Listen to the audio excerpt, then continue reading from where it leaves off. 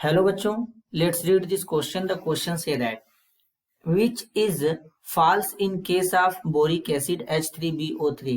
Option A, it act as a tri-basic acid. Option B, it has a planar structure. Option C, it act as a monobasic acid. Option D, it is soluble in hot water. तो सबसे पहले समझेंगे की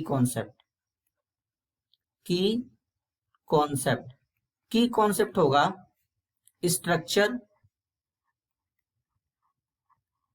and properties of boric acid। तो basically जो boric acid होता है, boric acid is a week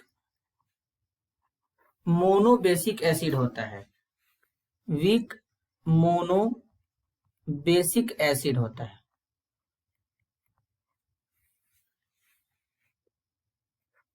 BOH का थ्राइस वाटर के साथ रिएक्शन करेगा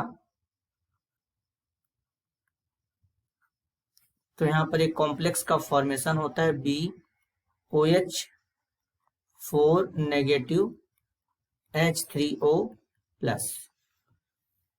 तो स्टेटमेंट फर्स्ट जो यहां पर बोला गया ये फॉल्स है क्योंकि ये मोनोबेसिक एसिड होता है। अब ऑप्शन बी में बोला गया it has a planar structure. तो बेसिकली जो बोरिक एसिड होता है इसका प्लेनर स्ट्रक्चर होता है कुछ इस तरीके से।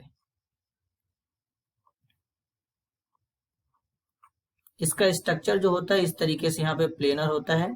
इसमें जो बोरान होता है इसका हाइब्रिडाइजेशन भी sp2 होता है। तो स्टेटमेंट सेकेंड जो है वो बिल्कुल करेक्ट है। ऑप्शन सी में बोला गया है it act as a monobasic acid, तो ये मोनोबेसिक एसिड होता है, तो स्टेटमेंट सी भी बिल्कुल करेक्ट है। स्टेटमेंट डी में बोला गया it is soluble in hot water. Basically जो बोरिक एसिड होता है ये कोल्ड वाटर में स्पेरेंगली सॉल्युबल होता है और हॉट वाटर में हाईली सॉल्युबल होता है, तो ऑप्शन डी भी करेक्ट है। लेकिन क्वेश्चन में हमसे पूछा गया है, बोला गया है कि बोरिक एसिड के रिकॉर्डिंग कौन सा स्टेटमेंट फॉल्स है ये हमको बताना है। तो यहाँ पर जो फॉल्स वाला स्टेटमेंट है वो है option A, it act as a tribasic acid. This is your answer. I hope you understood it well. All the best.